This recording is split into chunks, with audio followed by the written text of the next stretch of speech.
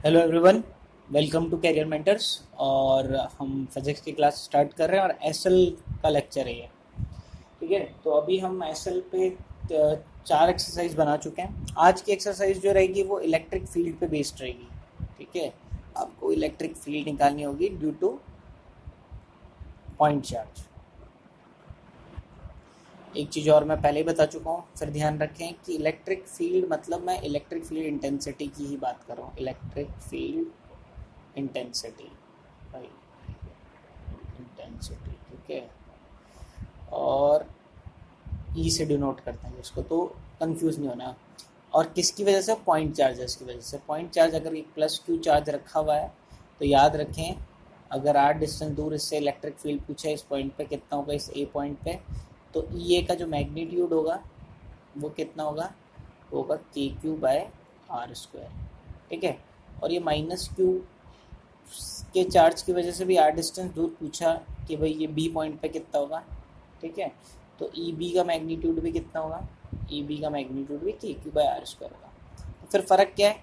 ये फ़र्क है कि भाई जो इलेक्ट्रिक फील्ड पॉजिटिव चार्ज की वजह से होगा वो अपने से दूर बनेगा इसी लाइन पे।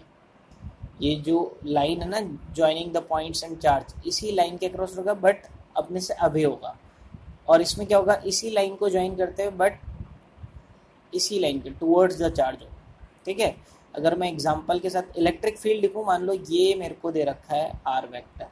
ठीक है, ये मुझे क्या दे रखा है? R vector. चलो ये पेन रख देते हैं, ये भी मुझे आर वेक्टर दे रखा है। देखिए यहाँ से यहाँ तक, ये यहाँ से यहाँ तक एक आर वेक्टर दे रखा है। तो अगर मुझे ये किसी ने पूछा तो ये पता है क्या होगा? तो ये होगा के क्यू अपॉन आर स्क्वायर और आर कैप। आर कैप मतलब इसी आर कैप एक यूनिट वेक्टर होगा इसी डायरेक्शन पे जिसका मैग्नीट्यूड 1 है।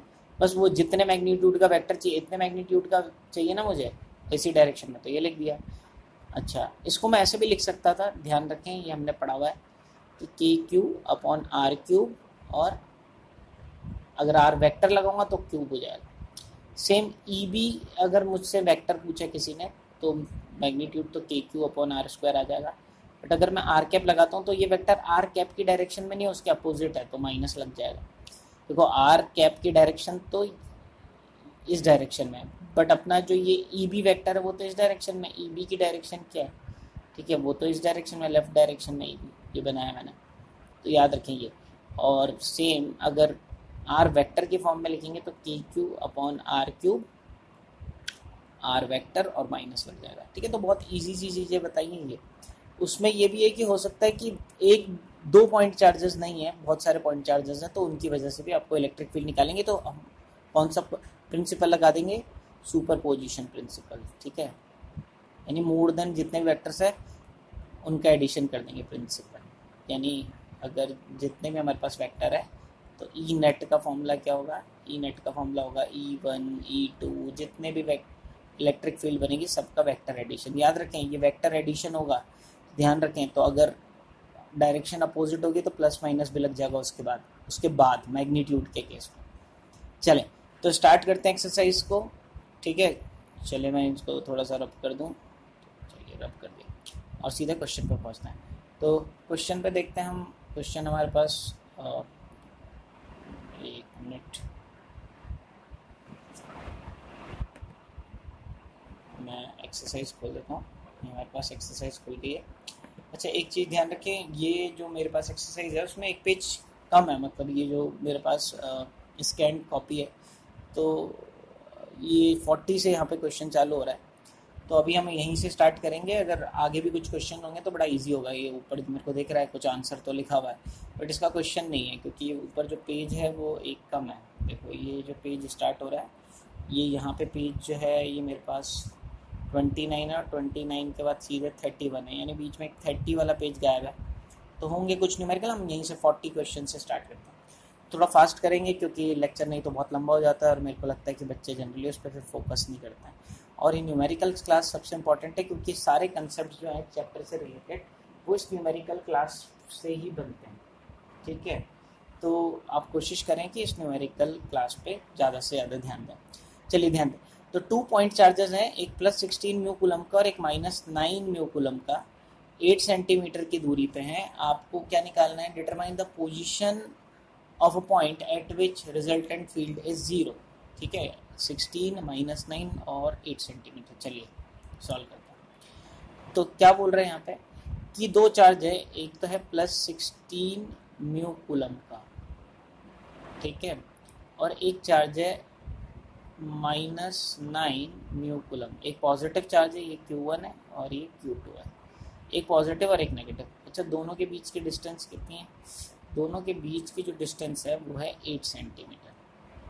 ठीक है, अब बोल रहा है बताओ कौन सा पॉइंट होगा कहाँ पे इलेक्ट्रिक फील्ड 0 होगी। तो सिंपल सी चीज़ तो ये है कि ये जितने भी पॉइंट्स जो, अब देखो ये दोनों को जो ज्वाइन करते हुए अगर एक लाइन है, जिसको एक्सियल लाइन भी बोलते हैं, ठीक है, ये एक्सियल लाइन हो जाएगी एक, ठीक है, इसको एक्सियल लाइन बोलते हैं ना, डाइपोल में भी पढ़ा था हमने। तो जो इलेक्ट्रिक फील्ड होगी ना, इस एक्सियल लाइन पे ही 0 होगी। क्यों? यहाँ नहीं होगी। इस पॉइंट पे क्यों नहीं 0 होगी? क्योंकि इस पॉइंट पे ये इलेक्ट्रिक फील्ड बनाएगा अपने से दूर जाती हुई, मान लो ये पूछा तो ये तो बनाएगा इधर की तरफ, और ये बनाएगा अपनी तरफ आती हुई। तो कुछ ना कुछ रिजल्टेंट यहाँ पे ER आ ही जाएगा, कुछ ना कुछ रिजल्टेंट आ जाएगा। एक दूसरे को कट नहीं करेंगे। कट करने के लिए क्या चाहिए?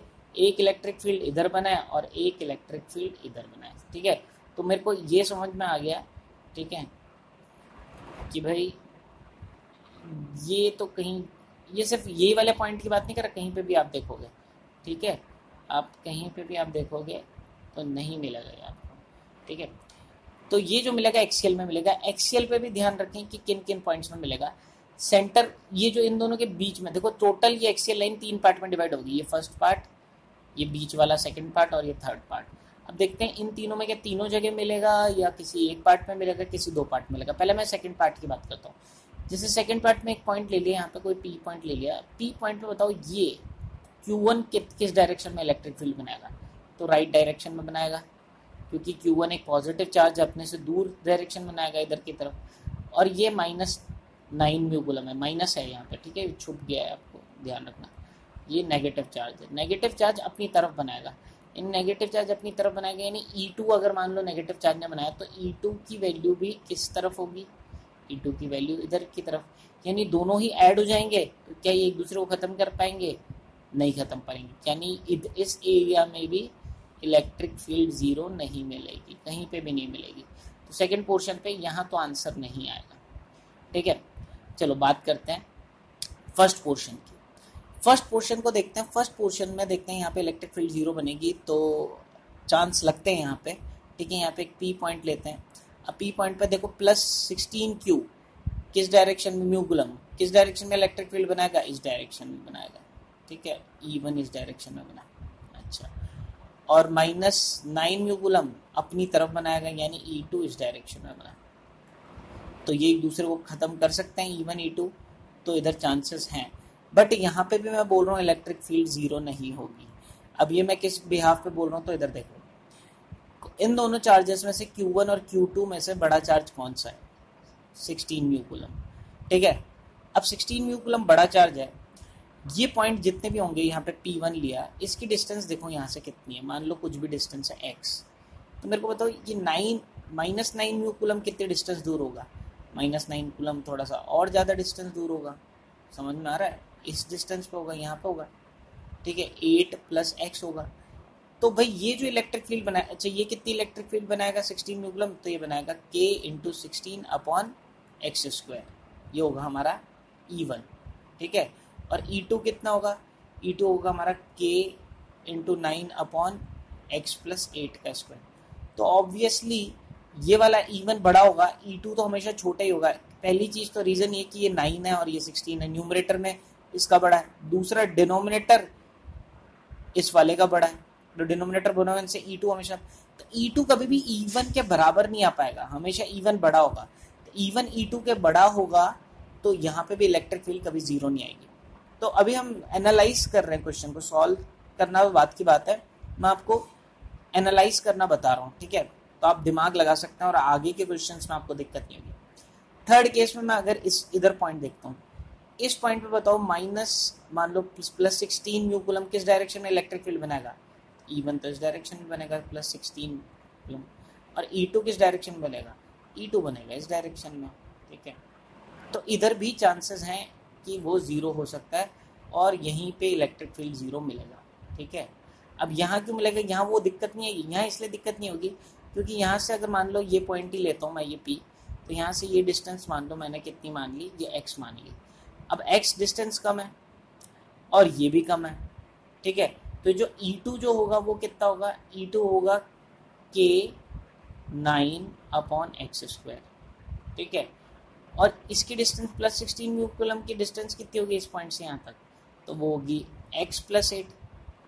तो E1 कितना होगा, K × 16/x + 8 का स्क्वायर। अब ऐसी कंडीशन हाँ हो सकती है कि ये दोनों बराबर आ जाए, E1 E2 के बराबर आ जाए और ये एक दूसरे को ख़त्म कर दे, वो कंडीशन यहाँ तो पॉसिबल है। तो ये हमारा आंसर जो है ना ये वाला ही ऑप्शन होगा, ठीक है, ध्यान रखें। और बाकी इधर पॉइंट्स पे तो बनेंगी ही नहीं कंडीशन, क्योंकि हमने देखा था ना, जैसे मान लो ये पॉइंट लिया मैंने, तो इस पॉइंट से ये इलेक्ट्रिक फील्ड बनाएगा इधर की तरफ और ये इलेक्ट्रिक फील्ड बनाएगा इधर की तरफ। अब क्योंकि ये दोनों वेक्टर हैं तो एक दूसरे को कभी कट नहीं करेंगे। वेक्टर कट कब करेंगे, जब दोनों अपोजिट डायरेक्शन में हो, ठीक है। तो अपोजिट भी होने चाहिए और मैग्नीट्यूड भी इक्वल होना चाहिए। तो ये चीज़ समझ में आई आपको। तो अब क्वेश्चन को सॉल्व करते हैं, चले। तो मैं मिटा के वापस से सॉल्व करता हूँ। तो मैंने मिटाया क्वेश्चन को और सॉल्व किया। तो सबसे पहले मैं चार्ज बना देता हूँ। तो पहला ये +Q1 और यहाँ पे Q2 ही लिख देता हूँ, प्लस लिख दिया बट Q2 की वैल्यू लिख देता हूँ, कितना है, -9 × 10⁻⁻6 कूलम, न्यू कूलम था, ठीक है। और Q1 कितना है, 16 × 10⁻⁻6 कूलम, ठीक है। ये अब ये दोनों के बीच की डिस्टेंस है। अच्छा, ऐसा जरूरी नहीं कि आप इसको इतना पूरा चेक करना पड़ेगा, ये तो मैंने आपको ऐसे कंपेयर करने के लिए बताया।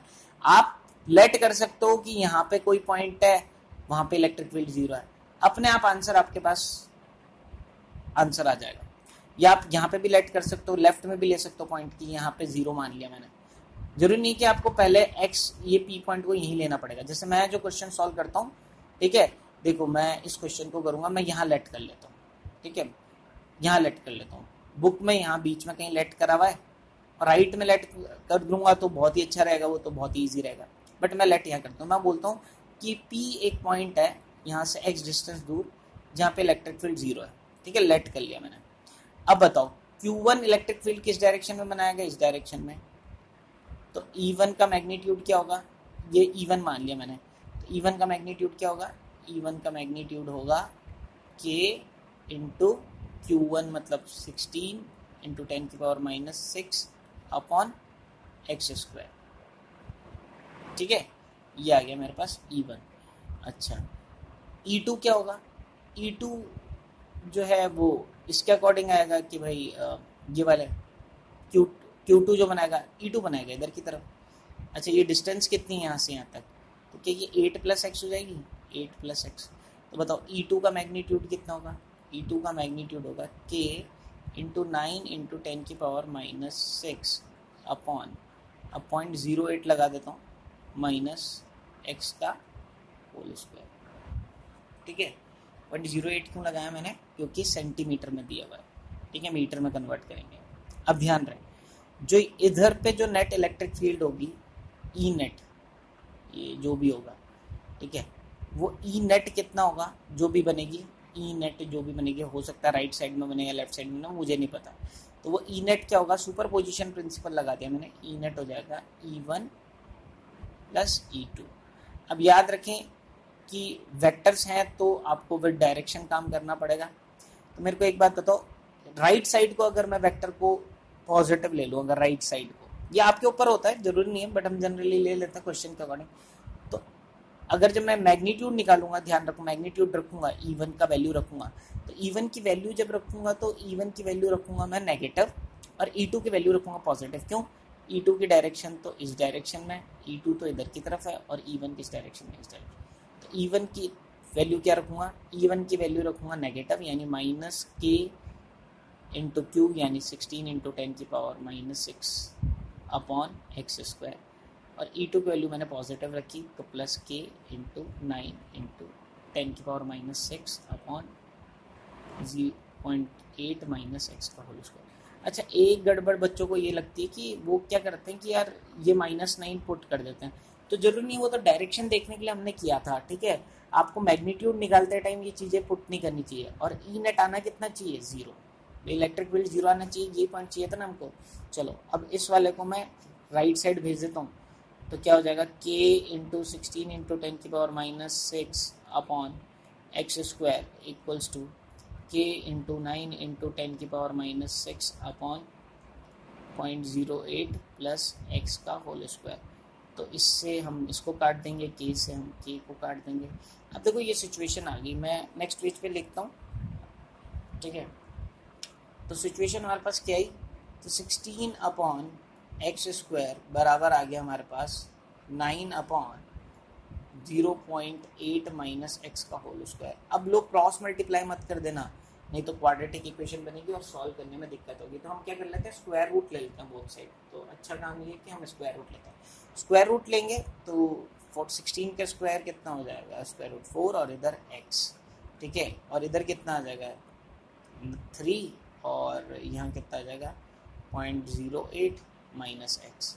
चलो क्रॉस मल्टीप्लाई करते हैं, तो क्रॉस मल्टीप्लाई किया तो 4 इंटू 4 मल्टीप्लाई हो जाएगा 0.08 माइनस एक्स है, और यहाँ हो जाएगा 3x, ठीक है। तो ये कितना हो जाएगा 0.32 minus 4x equals to 3x, ठीक है, क्लियर। अच्छा ये माइनस क्यों ले लिया मैंने, तब से गड़बड़ कर दी, ये तो प्लस आएगा ना, देखो प्लस था, यहाँ पे माइनस लिखा भाई। यहाँ से यहाँ डिस्टेंस कितनी है 8 प्लस एक्स का स्क्वायर, यहाँ पे मैंने गलत लिख दिया था, प्लस हो गया, ठीक है।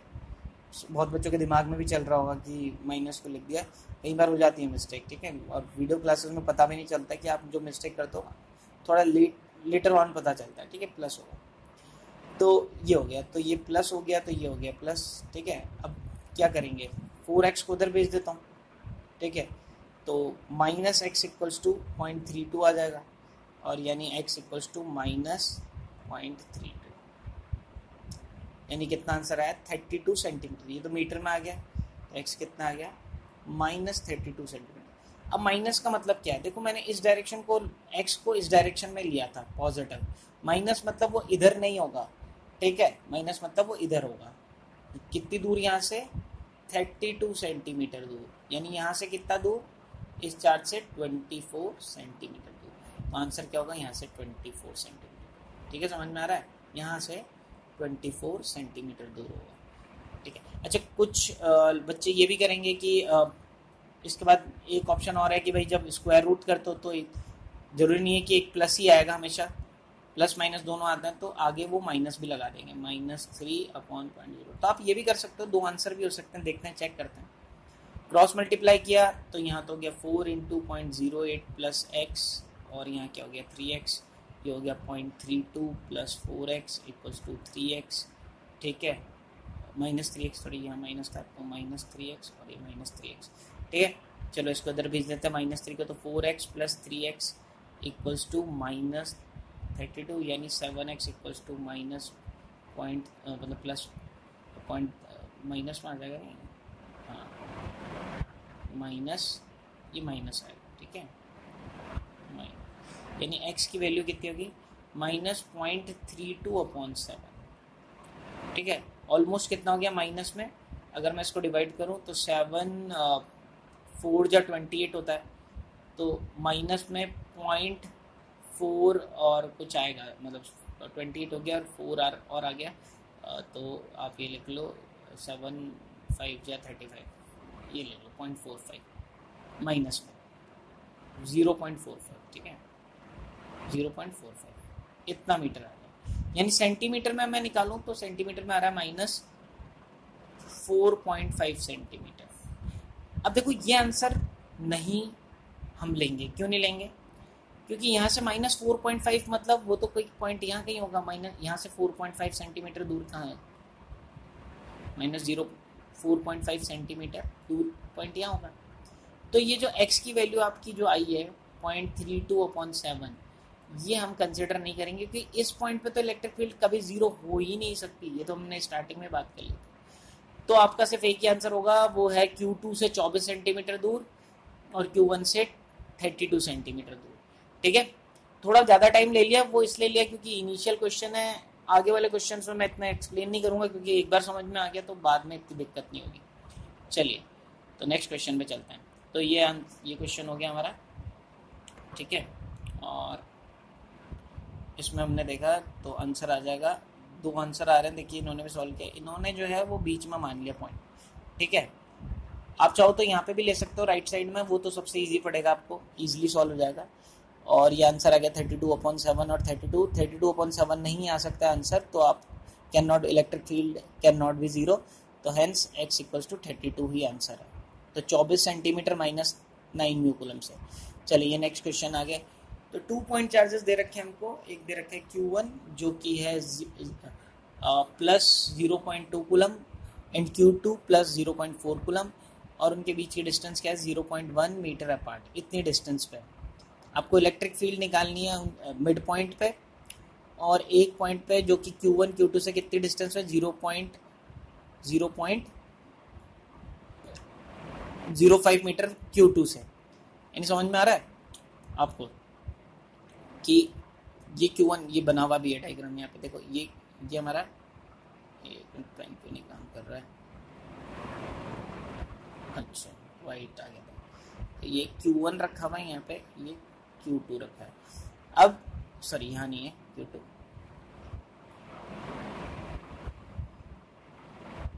ठीक है, यहाँ हमारा Q2 रखा हुआ है। एक तो निकालना है इनके सेंटर में एकदम, जो फर्स्ट पार्ट है, ठीक है यहाँ पे, और एक निकालना है Q2 से तो 0.05 और Q1 से 1.5, तो ये एकदम यही पॉइंट होगा, ठीक है 0.15। तो एक तो इस पॉइंट पे निकालना और एक ही पॉइंट पे निकालना, तो निकाल लेते हैं, ठीक है। और डिस वैल्यूज देख लेते हैं 0.2 और 0.4। चलो तो नेक्स्ट क्वेश्चन पे आते हैं।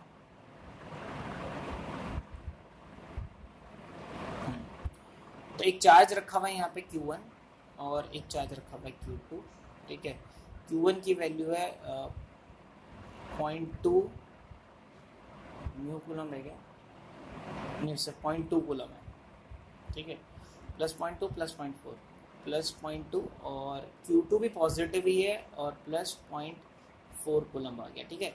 और दोनों के बीच की डिस्टेंस कितनी दे रखी है, मेरे ख्याल से 0.1 सेंटीमीटर दे रखी है डिस्टेंस, 0.1, और सेंटीमीटर नहीं मीटर में ही दे रखी है, ये डिस्टेंस भी दे रखी है आपको, ठीक है। चलो एक तो आपको इसके सेंटर पे कहाँ इलेक्ट्रिक फील्ड निकालनी है आपको, एक तो इलेक्ट्रिक फील्ड निकालनी है एकदम सेंटर पे B पॉइंट पे, और एक यहाँ पे C पॉइंट पे, C पॉइंट। अब ये C पॉइंट किस हिसाब से दिया हुआ है, C पॉइंट यहाँ से तो दे रखा है कितना 0.15 मीटर इस वाले चार्ज से, और इस वाले चार्ज से कितना दे रखा है 0.05 मीटर। तो C पे निकालना है, तो पहले B पे निकाल देते हैं। अब बताओ Q1 पॉजिटिव है तो B पे इलेक्ट्रिक फील्ड किस डायरेक्शन में बनाएगा, तो इलेक्ट्रिक फील्ड जो Q1 बनाएगा वो किस डायरेक्शन में, अपने से दूर, तो ये E1 बनेगा Q1 की वजह से, ठीक है, ऐसे भी लिख सकता हूँ EQ1।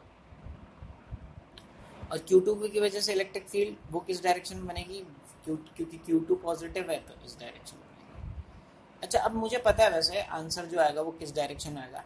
अब सेंटर से दोनों की डिस्टेंस तो सेम है, यहाँ से कितनी डिस्टेंस है भाई, ये डिस्टेंस हो जाएगी 0.05 मीटर, और ये भी कितनी हो जाएगी 0.05 मीटर, दोनों से इक्वल डिस्टेंस है। अब जिसका चार्ज ज़्यादा हो, क्योंकि आंसर होता है KQ/R², R दोनों का सेम है, वो इलेक्ट्रिक फील्ड ज़्यादा होगी। तो जो Q2 क्योंकि बड़ा है तो EQ2 बड़ा होगा, EQ1 छोटा होगा, तो नेट जो इलेक्ट्रिक फील्ड आएगी वो लेफ्ट डायरेक्शन में ही आएगी, ठीक है। चलो लिख लेते हैं। तो EA जो नेट आएगा वो क्या हो जाएगा EQ1, अगर मैंने नाम EQ1 दिया था, plus EQ2, super position principal. देखो अभी प्लस माइनस नहीं लगाना है, अभी तो प्लस ही लिखना है। वो तो अलग चीज़ है कि सॉल्व करते टाइम अब आप किसको पॉजिटिव ले लो और किसको नेगेटिव ले लो, EQ2 को Q1 को पॉजिटिव ले लो, तो कितना होगा K इंटू Q1 कितना है, Q1 है आपका 0.2 अपॉन 0.05 का स्क्वायर, और E2 को माइनस ले लो, कितना K 0.4 अपॉन वही 0.05 का स्क्वायर। अब इधर K कॉमन आ जाएगा और 0.05 का स्क्वायर कॉमन आ गया, और यहाँ पे क्या बच गया 0.2 माइनस 0.4, ठीक है। अब आंसर नेगेटिव आ रहा है, इसका मतलब इलेक्ट्रिक फील्ड इस डायरेक्शन में आ रही है, ठीक है। तो चलो के की वैल्यू डाल देते हैं, 9 इंटू 10 की पावर 9, इसकी वैल्यू इसका स्क्वायर किया तो 0.5 इंटू 0.05, और इनका सब्ट्रैक्शन किया तो ये हो जाएगा 0.2, बट नेगेटिव में 0.2 में से 0.4 गया। अच्छा, इसका पॉइंट हटाया तो नीचे आया 10, इसका पॉइंट हटाया और इसका पॉइंट हटाया तो आया 10 की पावर 4। एक से ये कट गया 10 की पावर 3, एक 5 से ये कितना है 10 की पावर 3 है ना, तो इसको ऐसे लिख लो 10 की पावर 2 भी है और एक 10 एक्स्ट्रा एडिशनल लिख लिया मैंने। तो एक 5 से ये कट गया तो ये 2, और इसको एक्चुअली 10 ही लिख देता हूँ और एक 10 और ले लेता हूँ ताकि ये 5 भी निपटा दे। ये 5 से गया तो 2, तो फाइनली आंसर क्या बचा, 9 बचा, 2 2 2 3 2 बच गए, ठीक है, और एक 10 भी बच गया, ठीक है, और एक 10 की पावर 9 बच गया। तो देखो 9 2 जा 18, 18 2 जा 36 और 36 2 जा 72, तो 72 इंटू 10 की पावर 10 आ जाएगा, यानी 7.2 इंटू 10 की पावर 11 न्यूटन पर कूलम। और याद रखना वोल्ट पर मीटर भी होता है, दोनों यूनिट याद रखना, कुछ भी लिख सकते हो। तो ये क्वेश्चन सॉल्व हो गया ये बीच वाले पॉइंट पे, ठीक है। चलो तो नेक्स्ट वाले पार्ट के लिए कर लेते हैं, इधर ही कर लेता हूँ मैं, ठीक है, तो इधर ही कर लेता हूँ बीच।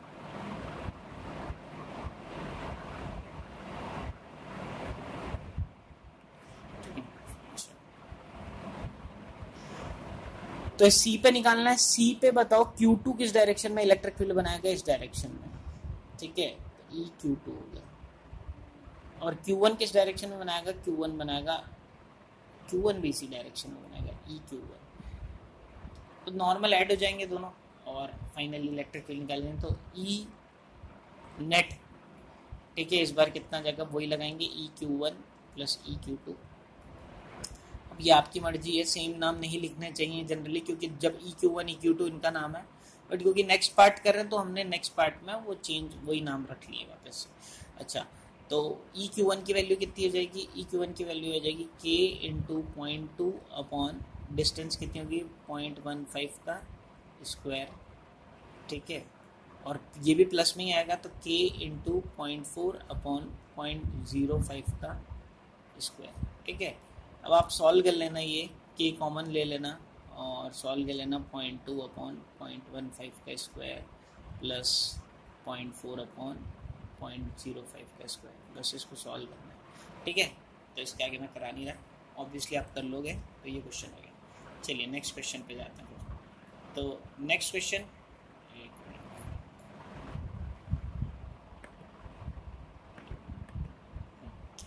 तो ये क्वेश्चन सॉल्व हो गया।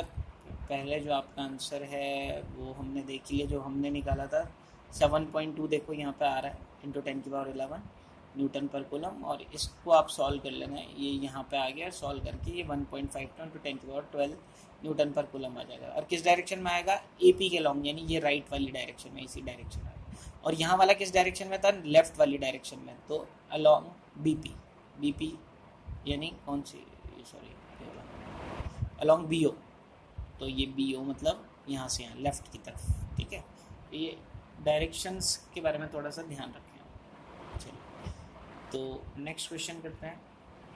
तो क्या दे रखा है हमको दे रखा है 4 पार्टिकल्स, 4 पार्टिकल्स दे रखे हैं। अच्छा क्वेश्चन है ये, ठीक है। जनरली बच्चे इसमें बहुत कंफ्यूज होते हैं, तो अगर आप ध्यान दोगे तो ये आपको समझ में आ जाएगा।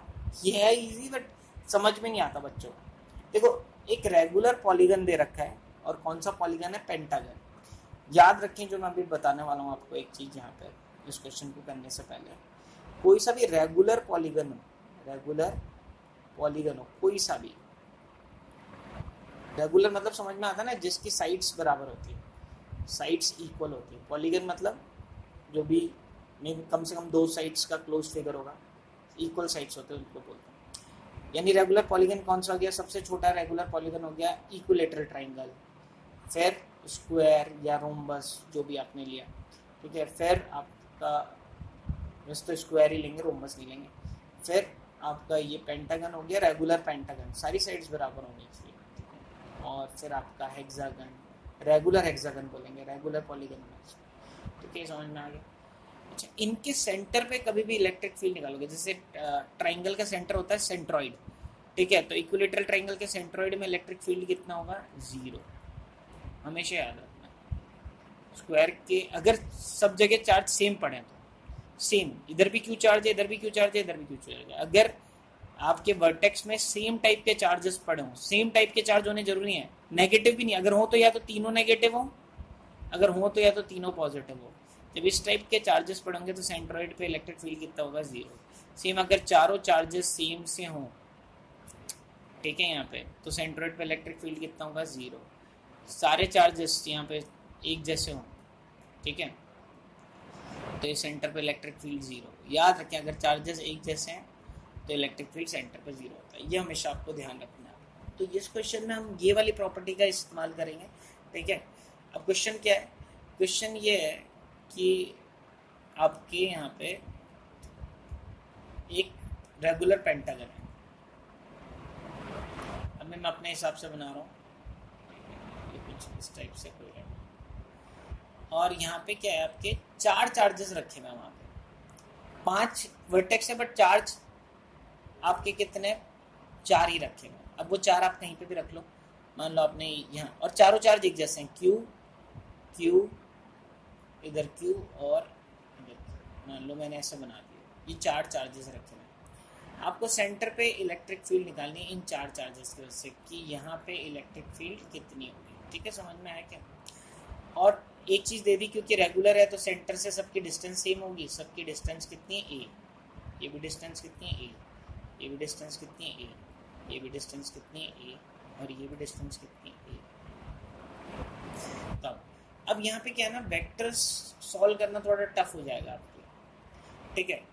आपको पहले तो ये नहीं पता कि एंगल्स कितना है, फिर ये वाला चार्ज किसी डायरेक्शन में इलेक्ट्रिक फील्ड बनाएगा, तो ये वाला चार्ज इलेक्ट्रिक फील्ड बनाता है इधर की तरफ, ठीक है, अपने से दूर, ये वाला चार्ज इधर की तरफ, ठीक है, ये वाला चार्ज अपने से इधर की तरफ, ये वाला चार्ज इधर की तरफ, यानी E1, मान लो इसकी वजह से जो इलेक्ट्रिक फील्ड है वो E1 है, ठीक है, इसकी वजह से E2 है, इसकी वजह से Q, इसकी वजह से E3 है, और इसकी वजह से E4 है। आपको क्या निकालना है, आपको E नेट निकालना है, और E नेट क्या है, E1 plus E2 plus E3 plus E4। अब ये सम करना ना थोड़ा सा टेढ़ी की है, निकाल तो लोगे ऐसे करके भी, ऐसा नहीं है कि आंसर आप वेक्टर सम, बट एक शॉर्टकट बताता हूँ जिससे सारा काम हो जाएगा।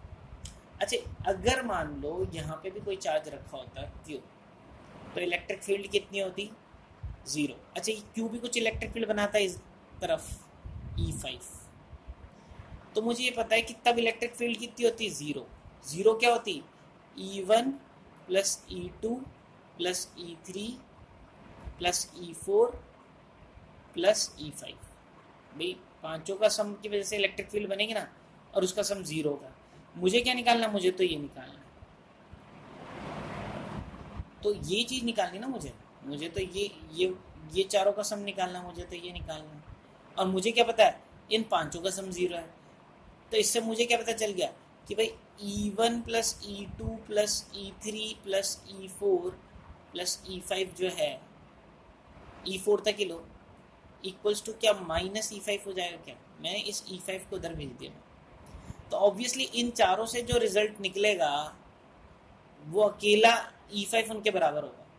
और ऐसा जरूरी नहीं कि E5 के पास ये पावर है, इवन ये चारों से जो रिजल्टेड निकलता वो बराबर इसके बराबर हो जाता है, यानी कोई भी 4 का सम अकेले 5वें के बराबर है, तभी तो 4 से जो रिजल्ट आएगा 5वां उसको खत्म कर दे। अब मुझे कुछ नहीं करना है, मुझे ये निकालना है, इसका मैग्नीट्यूड निकालना है, तो मुझे क्या निकाल दूँ, E5 का मैग्नीट्यूड निकाल लूँ। E5 का मैग्नीट्यूड बहुत ईजी है, E5 इसकी वजह से इलेक्ट्रिक फील्ड, इस Q की वजह से इलेक्ट्रिक फील्ड, इस Q से इस पॉइंट की डिस्टेंस कितनी है, A क्वेश्चन में दे रखी है, तो इधर इलेक्ट्रिक फील्ड का मैग्नीट्यूड क्या होगा, E5 का मैग्नीट्यूड क्या होगा, तो क्या KQ/A² ही होगा, बिल्कुल, तो KQ/E² होगा। तो बस यही आंसर है हमारा, हमको इतना इलेक्ट्रिक फील्ड होगा, बट किस डायरेक्शन में, E5 की डायरेक्शन क्या है, ये वाली E5 तो इस डायरेक्शन है, तो हमारा जो आंसर होगा वो किस डायरेक्शन में होगा, हमारा जो आंसर होगा वो इस डायरेक्शन, ये इस डायरेक्शन, ठीक है। हमारा आंसर देखो E5 की डायरेक्शन क्या है, E5 की डायरेक्शन है ये E5, तो हम उसके अपोजिट माइनस E5 की डायरेक्शन ना, तो इस डायरेक्शन में ओवर कितना होगा KQ अपॉन A², ठीक है। ये सिंपल सा क्वेश्चन था, बट आपको समझना इंपॉर्टेंट है, ये थोड़ा सा कंसेप्ट है, बार बार रिपीट करना जो मैं बोल रहा हूँ। वीडियो को पीछे अगर समझ में नहीं आ रहा है बार बार रिमाइंड करके उसको देखना आप। चलो नेक्स्ट क्वेश्चन पे जाता हूँ, तो नेक्स्ट क्वेश्चन पे चलते हैं। तो ये हमारा था और आंसर कितना आ जाएगा KQ/A² आ जाएगा, KQ/A²। चलिए नेक्स्ट क्वेश्चन जो है वो ऑलमोस्ट ऐसा क्वेश्चन हमने पिछली एक्सरसाइज में किया था इनफाइनाइट चार्ज का, बट वहाँ पे हम नेट फोर्स निकाल रहे थे, यहाँ पे इलेक्ट्रिक फील्ड निकालेंगे। चार्जेस है Q और डिस्टेंस कितनी है 1 2 4 8, चलो ठीक है। और कहाँ निकालना है, 2 पॉइंट है, x = 0। देखो 2 क्वेश्चन है यहाँ पे, मैं दोनों क्वेश्चन को पहले लिख लेता हूँ, आपको समझा देता हूँ और फिर कर। देखो यहाँ पे क्या है, ये मेरी एक एक्सिस दे रखी है, x एक्सिस y एक्सिस, और ये मेरा ओरिजिन दे रखा है, ठीक है। ये ओरिजिन दे रखा है। अब यहाँ पे कुछ पॉइंट्स हैं, कौन कौन से पॉइंट्स हैं, ये पहला, ये दूसरा, ये तीसरा, ये चौथा, मैं ऐसे ही 5वां आएगा, चलो मैंने इधर ही बना दिया 5वां, कहीं बन रही है 5वां। किस हिसाब से है, यहाँ से यहाँ की डिस्टेंस 1 मीटर है, यहाँ से यहाँ की डिस्टेंस कितनी है 2 मीटर, फिर जो नेक्स्ट आएगा वो कितना है, इसका डबल 4 मीटर, फिर जो नेक्स्ट आएगा वो किसका डबल 8 मीटर, फिर जो नेक्स्ट आएगा वो कितना मीटर हो जाएगा 16 मीटर, फिर जो उसके बाद नेक्स्ट आएगा वो कितनी डिस्टेंस होगा 32 मीटर, ठीक है। अभी बना नहीं सकता, तो ऐसे चल रहा है, फिर 64 मीटर, ऐसे ऐसे। तो यहाँ पे कुछ चार्जेस रखे हैं, और कितने कितने चार्जेस रखे हैं, Q Q Q, यानी सिमिलर चार्जेस रखे हैं। तो बोल रहा है कि इस पॉइंट पे इलेक्ट्रिक फील्ड कितना होगा, यहाँ पे इलेक्ट्रिक फील्ड कितना होगा। तो सिंपल सी चीज़ है, पहले तो लेफ्ट डायरेक्शन में हो गया, राइट डायरेक्शन में, तो आंसर लेफ्ट डायरेक्शन में होगा। क्यों होगा, क्योंकि भाई देखो अब सिंपल सा केस है कि ये Q जो इलेक्ट्रिक फील्ड बनाएगा वो इस दर की तरफ बनाएगा, उसका नाम होगा E1, मान लो मैंने मान लिया, उसका नाम क्या है E1, ठीक है। चलो ठीक है, अब ये Q किस डायरेक्शन में बनाएगा, ये Q भी इधर की तरफ बनाएगा, उसका नाम मान लिया E2 है। ये Q किस डायरेक्शन में आएगा, ये भी इस डायरेक्शन में बनाएगा, मान लो उसका नाम E3 है। ये भी, अच्छा सबसे बड़ा कौन सा होगा, E3 E4 E1 E2 में E1, क्योंकि इसके सब चार्जेस तो सेम है, डिस्टेंस इसकी सबसे कम है, x इसका सबसे कम, तो बस आपको नॉर्मली ऐड कर देना बस, और कुछ नहीं है। अच्छा नेक्स्ट पार्ट क्या है वो भी मैं डिस्कस कर दूँ।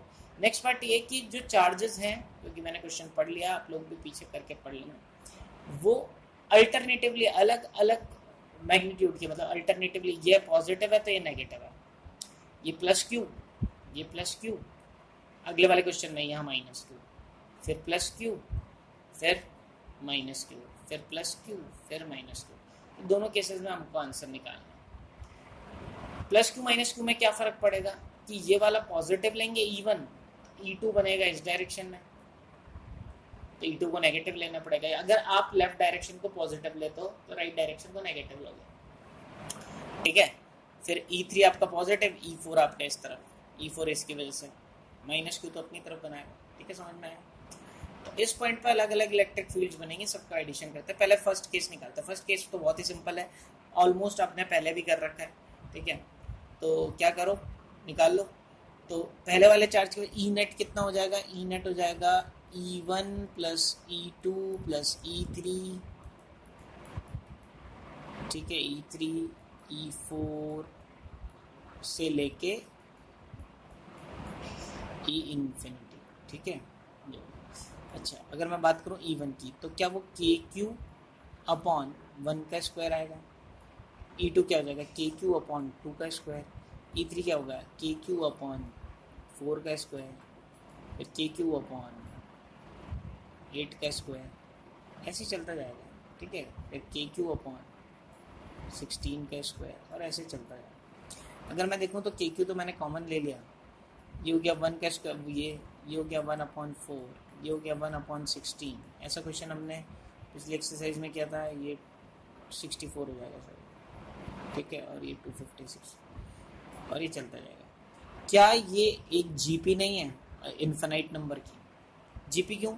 इसका कॉमन रेशो क्या? आप क्या बार बार मल्टीप्लाई कर रहे हो? 1/4। इससे 1/4 मल्टीप्लाई करेगा तो 1/4 आ गया। 1/4 में ही 1/4 मल्टीप्लाई करेंगे तो 1/16 आ गया। 1/16 में 1/4 मल्टीप्लाई करेंगे तो 1/64 आ जाएगा। 1/64 में 1/4 मल्टीप्लाई करेंगे तो ये आ जाएगा। और आपको याद है इन्फिनाइट जीपी का सम ऑफ इन्फिनाइट तो वो होता था a/1 - r। तो कोई नहीं, k और q की तो वैल्यू डाल दो, आपके पास ई नेट आ जाएगा। अभी मैंने क्या माना है, देखो ये सारे जो E1 E2 है ना, ये सब लेफ्ट डायरेक्शन में बन रहे हैं। लेफ्ट डायरेक्शन को पॉजिटिव मान लिया, इसलिए मैंने सबको पॉजिटिव ले लिया। आपके ऊपर होता है। जनरली हम राइट डायरेक्शन को पॉजिटिव मानते हैं, बट यहाँ पे सारे के सारे मुझे दिख रहे कि एक ही डायरेक्शन में लेफ्ट में, और लेफ्ट को ही हमने पॉजिटिव ले लिया ताकि मैं आंसर हम यही मान के चलेंगे कि लेफ्ट में आ रहा है, क्योंकि आंसर भी हमारा पॉजिटिव आएगा। के की वैल्यू 9 × 10⁹ ठीक है। क्यू की वैल्यू आपकी क्यू ही दिया था मेरे ख्याल से, ठीक है। तो के को भी के ही रहने दो मेरे ख्याल से, उसमें भी कोई फर्क नहीं पड़ेगा, ठीक है। और इसका सम क्या है? ये है एक जीपी जिसमें a/1 - r। तो अगले स्टेप पे करता हूँ। के क्यू को तो के क्यू ही रहने दो। ए की वैल्यू है 1 फर्स्ट टर्म, ए मतलब फर्स्ट टर्म, अपॉन 1 - r कितना है 1/4। इनका माइनस करूंगा, 1 में से 1/4 माइनस किया तो 3/4, और 3/4 का रेसिप्रोकल कर दूंगा तो 4/3। तो आंसर है 4/3 के क्यू। या अगर मैं के की वैल्यू पुट कर दूं एप्सिलॉन नॉट के टर्म्स में, तो के की वैल्यू होती है 1/4 पाई एप्सिलॉन नॉट क्यू। 4 से अगर 4 चला गया तो आंसर आ जाएगा Q/3 पाई एप्सिलॉन नॉट। तो ये भी आंसर मिल जाए तो भी चलेगा, और ये आंसर 4/3 के क्यू भी आंसर है, ये भी सही है, ठीक है। चलो अब समझ में आ गया तो कितना आ गया आंसर ये। अब नेक्स्ट पार्ट करता हूँ। नेक्स्ट पार्ट के लिए मैं क्या करता हूँ, यहीं पे थोड़े से चेंजेस कर लेता हूँ। वैसे तो मेरे को पूरा मिटाना चाहिए नहीं था, बट यहीं पे बहुत चेंजेस हो। अब देखो क्या है कि E1 जो है वो बन रहा है इस डायरेक्शन में, और E2 बनेगा इस डायरेक्शन में। तो E2 को मैं अगर लेफ्ट डायरेक्शन को मैं पॉजिटिव ले रहा हूँ तो E1 पॉजिटिव आएगा और E2 नेगेटिव आएगा। अभी आपके ऊपर होता है। आप ये मत बोलना कि लास्ट टाइम तो आपने राइट डायरेक्शन को पॉजिटिव बोला, वो आपके ऊपर है, ठीक है। तो मैंने क्या किया, इसका साइन क्या आ जाएगा नेगेटिव, इसका साइन क्या आ जाएगा नेगेटिव, ठीक है। तो इनके अब साइन क्या हो जाएंगे, ये माइनस फिर प्लस फिर माइनस फिर प्लस फिर माइनस। तो यहाँ पे भी सॉल्व करने में कोई दिक्कत नहीं है। के क्यू कॉमन आ गया, ये आ गया -1/4 आ गया, प्लस 1/16 आ गया, -1/64 हो गया, प्लस 1/256 हो गया, फिर माइनस कितना हो जाएगा 1024। समझ में आ रहा है? ऐसे ही चलता रहे, फिर प्लस फिर माइनस। यानी ये भी जीपी ही है जिसका आर कितना है -1/4। तो यहाँ पे आप -1/4 मल्टीप्लाई करोगे 1 से तो ये मिलेगा, और इससे -1/4 करोगे तो माइनस माइनस प्लस हो जाएगा, इसलिए प्लस हो गया। फिर -1/4 करोगे तो माइनस हो गया। तो ये जीपी ही है, तो आपको वही लगाना है। तो के क्यू हो गया, के क्यू तो कॉमन हो गया, और a/1 - r ही लग जाएगा। बस यहाँ पे r की वैल्यू -1/4। तो के क्यू a की वैल्यू 1 और 1 -1/4, तो ये तो प्लस हो जाएगा। इसका मतलब के क्यू, और ये क्या होगा 1/1 + 1/4। तो ये नीचे क्या हो गया 5/4, और 5/4 का रेसिप्रोकल 4/5। तो आंसर हो गया 4/5 के क्यू। पिछली बार क्या आया था? पिछली बार आया था 4/3 के क्यू आया था, और इस बार 4/5 के क्यू।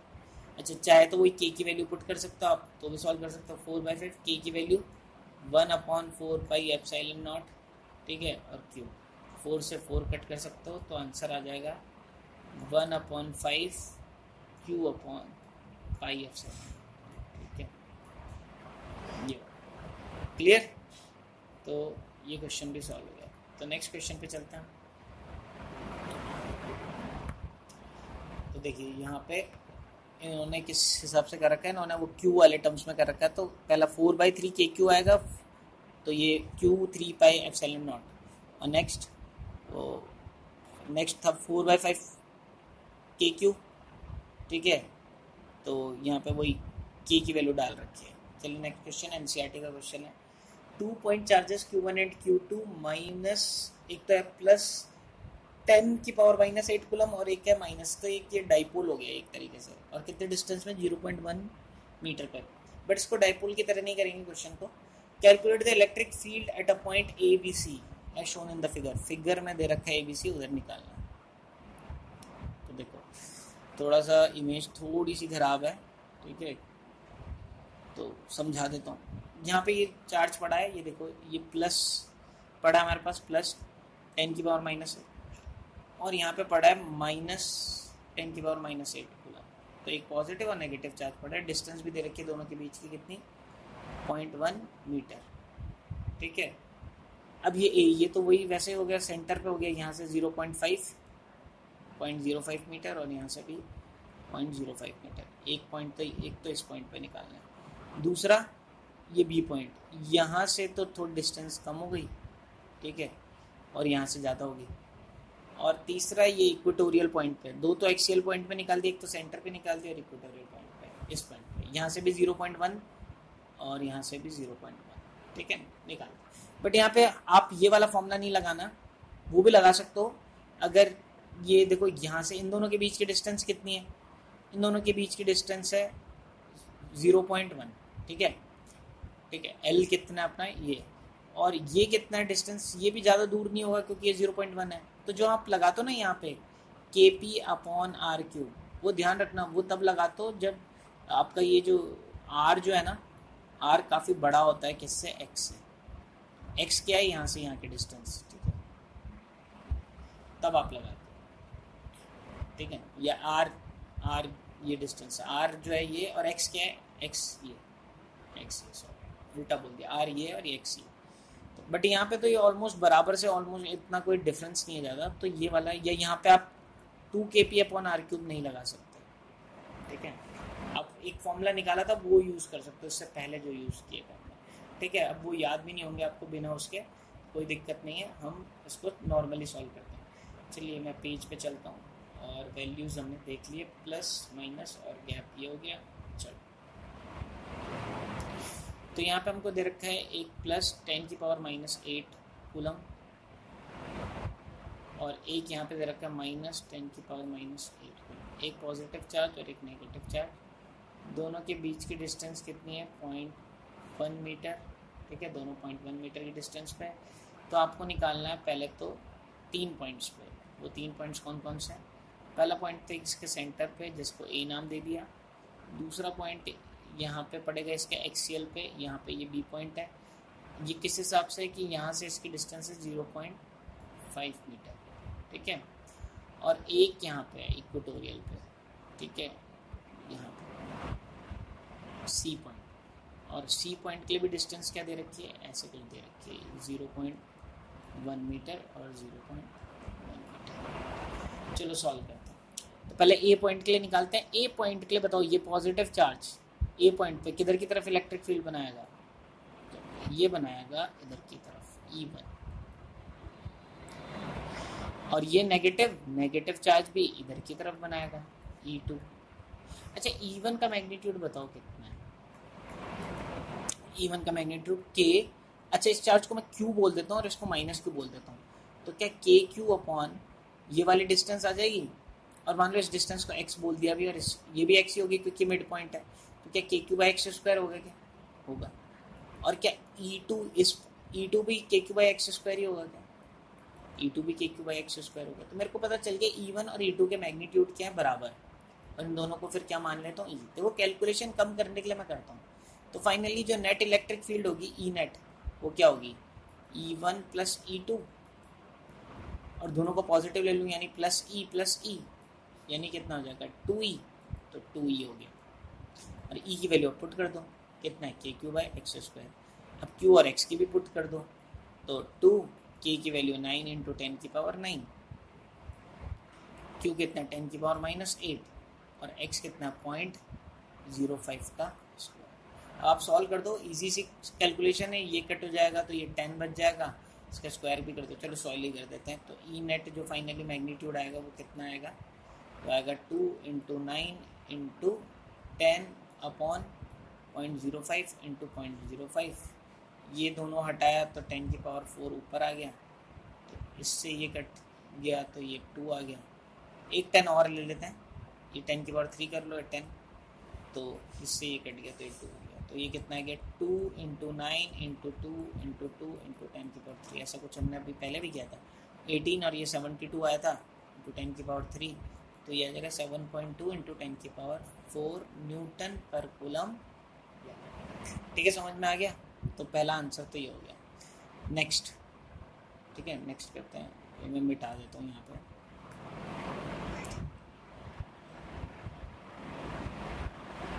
अब बड़े सिंपल से हैं, मैं पूरा सॉल्व करने की ज़रूरत नहीं है, आपको कंसेप्ट समझने की ज़रूरत है। कैलकुलेशन में मैं थोड़ा कम ही अवॉइड करूँगा, समझें आप, ठीक है। अब देखो ये ले लिया मैंने इधर। तो देखो ये इस पॉइंट पे जो इलेक्ट्रिक फील्ड है ये पॉजिटिव चार्ज अपने से दूर बनाएगा, ये हो गया E1, और ये नेगेटिव चार्ज अपनी तरफ बनाएगा E2। अब ध्यान रखें कि अगर E1 को पॉजिटिव लोगे तो E2 को नेगेटिव लेना पड़ेगा, या E2 को पॉजिटिव लोगे तो E1 को नेगेटिव लेना पड़ेगा। अब आपकी राइट डायरेक्शन को पॉजिटिव या लेफ्ट डायरेक्शन, क्योंकि मुझे दिख रहा है E1 बड़ा है तो मैं राइट डायरेक्शन को लेफ्ट डायरेक्शन को पॉजिटिव ले लेता हूँ। तो यहाँ पे क्या लिया मैंने, लेफ्ट को पॉजिटिव ले लिया मैंने और राइट को नेगेटिव ले लिया। अब ये आपके ऊपर है, ठीक है। तो जो ई नेट होगा यहाँ पे, वो ई नेट कितना होगा, ई नेट होगा E1 + E2। तो आपको ज़्यादा सोचना नहीं है, दोनों का एडिशन कर देना है। जब E1 निकालोगे तो उसको पॉजिटिव ले लेना है, तो वो कितना हो जाएगा, KQ/0.05। इधर x नहीं लिख सकते, इधर वैल्यू डालनी पड़ेगी। अच्छा, यहाँ से इसकी डिस्टेंस है 0.05, तो यहाँ से कितना हो जाएगा, सेम 0.15। और ये जो E2 होगा वो नेगेटिव होगा, -KQ/0.15 का स्क्वायर। तो KQ तो कॉमन ले लो, 0.05 का स्क्वायर कर देना आप, -0.15 का स्क्वायर कर लेना, सॉल्व कर देना। क्यू की वैल्यू 10 की पावर -8 डाल देना, ठीक है ना, सॉल्व नहीं करना। थर्ड पार्ट करते हैं। थर्ड पार्ट भी इजी है, अगर आपने डाइपोल का डेरिवेशन देखा था तो ये भी आप समझ में आ जाएगा। चलो मैं नेक्स्ट पेज में करता हूँ थर्ड पार्ट, ठीक है। थर्ड पार्ट में हमने देखा कि वही हमारे पास +10 की पावर -8 कूलम था और -10 की पावर -8 कूलम, दोनों के बीच की डिस्टेंस 0.1 मीटर, और इधर सेंटर पे एकदम परपेंडिकुलर बाइसेक्टर में यहाँ पे, जो कि यहाँ से भी 0.1 मीटर और जो यहाँ से भी 0.1 मीटर। अब मेरे को बताओ कि ये पॉजिटिव चार्ज किस डायरेक्शन में इलेक्ट्रिक फील्ड बनाएगा, अपने से दूर इधर की तरफ E1, और ये नेगेटिव ये अपनी तरफ E2। अब मेरे को बताओ E1 का मैग्नीट्यूड कितना होगा। पहले तो मैग्नीट्यूड निकालते, सॉल्व तो बाद में करेंगे इस क्वेश्चन का आंसर। E1 का मैग्नीट्यूड KQ/x²। x क्या है यहाँ पे, 0.1, ये x है, Q तो दोनों का सेम ही है। और E2 बताओ, E2 है KQ/x²। E2 का मैग्नीट्यूड भी, भाई ये वाला जो है इसका भी x डिस्टेंस तो यही है, यानी इन दोनों का मैग्नीट्यूड सेम है, E है, ठीक है। तो अगर मान लो ये थीटा एंगल मान लिया मैंने, तो ये भी थीटा होगा और ये थीटा होगा, तो मैंने हॉरिजॉन्टल और वर्टिकल कंपोनेंट काट दिए E1 के। तो E1 का ये वाला कंपोनेंट क्या हो जाएगा, E1 अगर ये थीटा है तो ध्यान रखना ये भी थीटा आ जाएगा और ये भी थीटा आ जाएगा, तो ये हो जाएगा E1 cos थीटा, और ये क्या हो जाएगा E1 sin थीटा, और ये क्या E2 का ये हो जाएगा E2 cos थीटा और E2 sin थीटा। अब ध्यान रखना ये मैग्नीट्यूड वाइज है, तो E1 E2 तो बराबर है, यानी E ही लिख दूँ, ये E sin थीटा है और ये E sin थीटा है, और ये E cos थीटा है, ये भी E cos थीटा है।